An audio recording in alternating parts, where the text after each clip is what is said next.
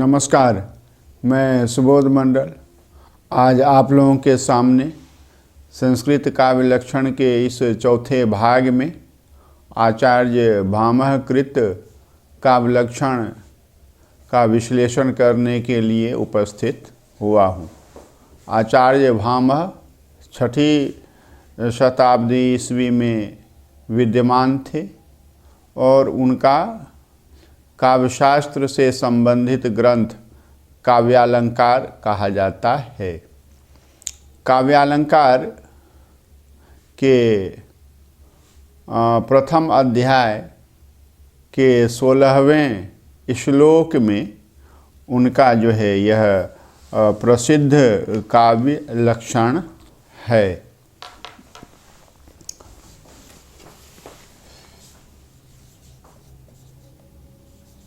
शब्दार्थों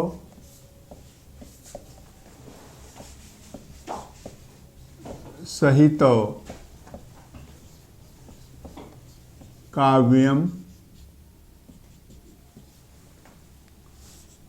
गद्यम पद्यम च तद्विधा संस्कृतम प्राकृतम च अन्यत् अभ्रंशः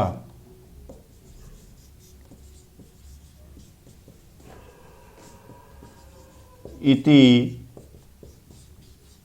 त्रिधा। यह जो है लक्षण आचार्य भामह ने जो 6ठी शताब्दी ईस्वी में हुए थे काव्यालंकार, उनका काव्यशास्त्र संबंधी ग्रंथ है। उसके प्रथम अध्याय के 16वें श्लोक में यह काव्य लक्षण है और इसी काव्य लक्षण की व्याख्या करने के लिए आज मैं आपके सामने उपस्थित हुआ। शब्दार्थों सहितो काव्यम। शब्द और अर्थ का समकक्ष सहभाव ही काव्य है।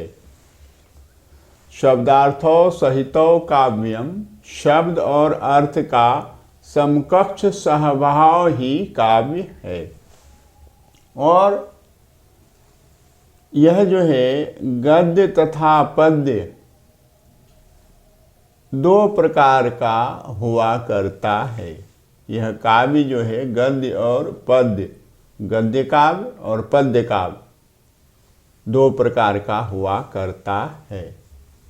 और भाषा की दृष्टि से संस्कृत, प्राकृत और अन्य अपभ्रंश, इस प्रकार ये 3 प्रकार के काव्य हुआ करते हैं। संस्कृत काव्य, प्राकृत काव्य और अपभ्रंश काव्य। यह ध्यान में रखना है कि आचार्य भामह के समय में चंपू काव्य नहीं हुआ करता था।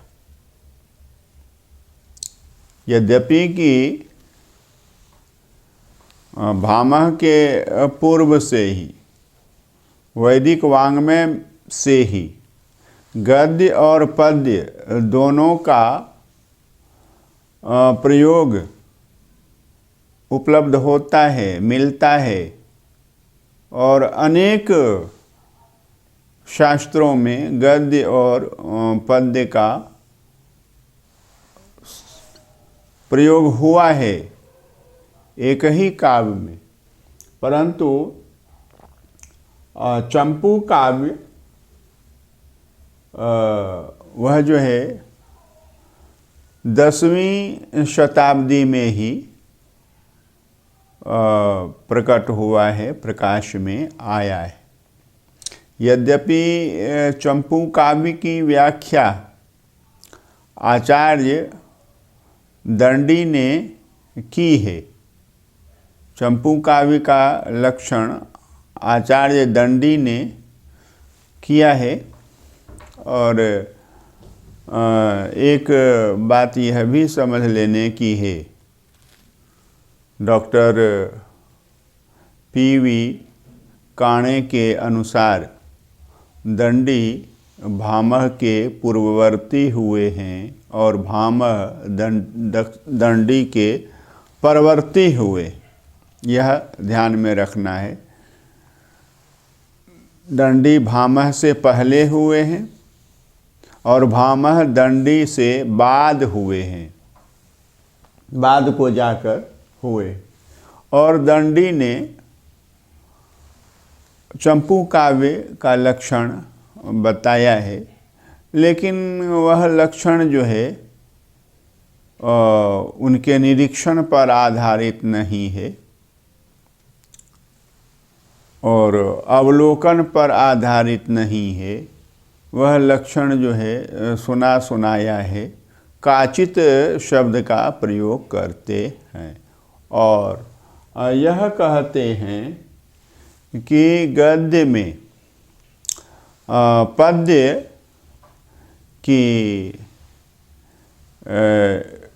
मिश्रित स्थिति से ही चंपू काव्य का निर्माण होता है, चंपू काव्य की रचना होती है। लेकिन चंपू काव्य यदि भामह के समय में होता तो वह अवश्य इसका उल्लेख करते।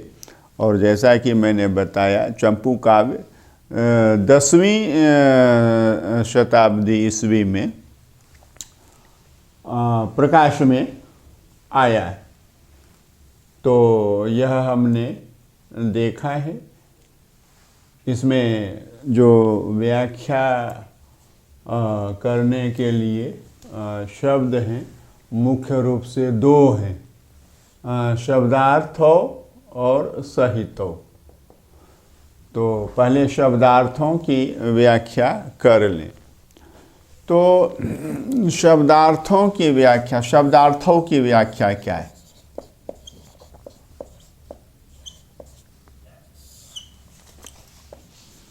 शब्द और अर्थ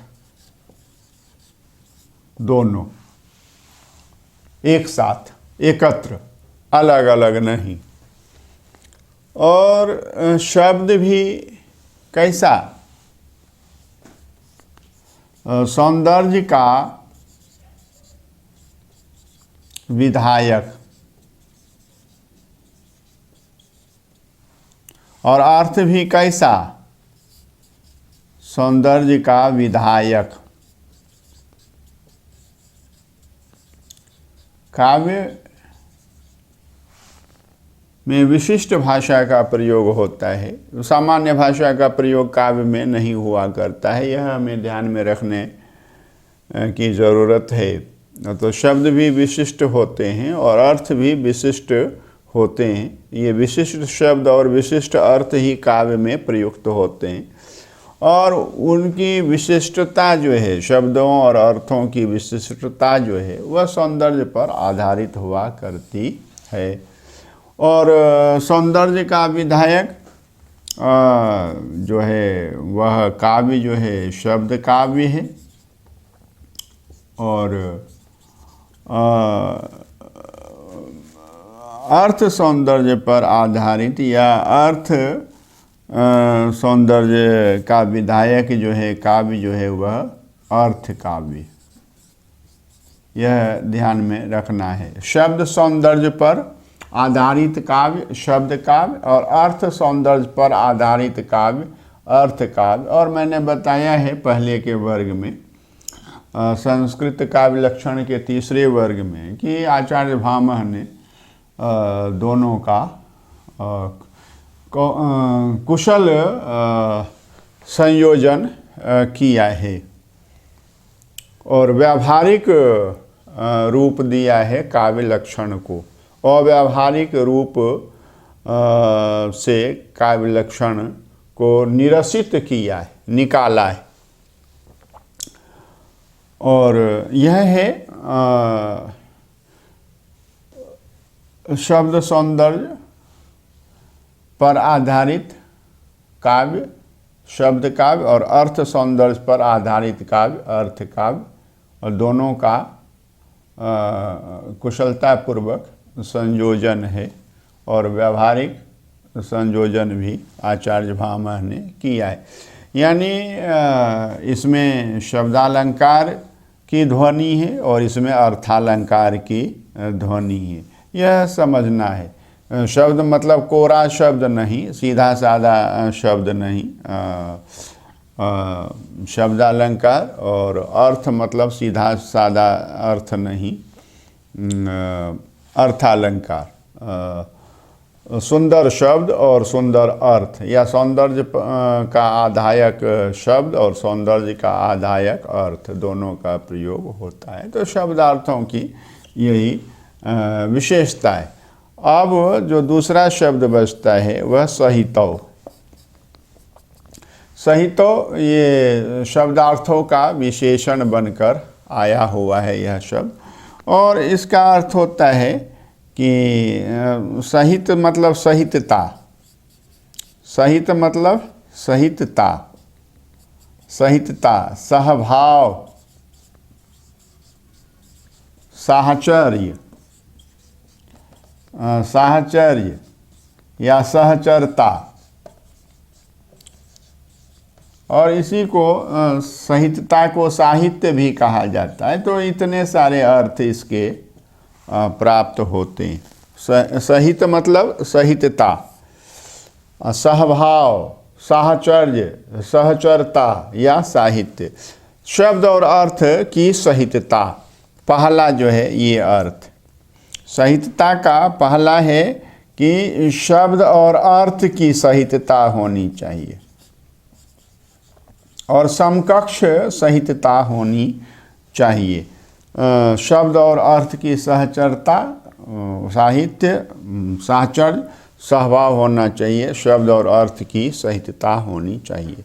और दूसरा है सहित का अर्थ, सहितता, सहितता से अर्थ है सामूहिकता,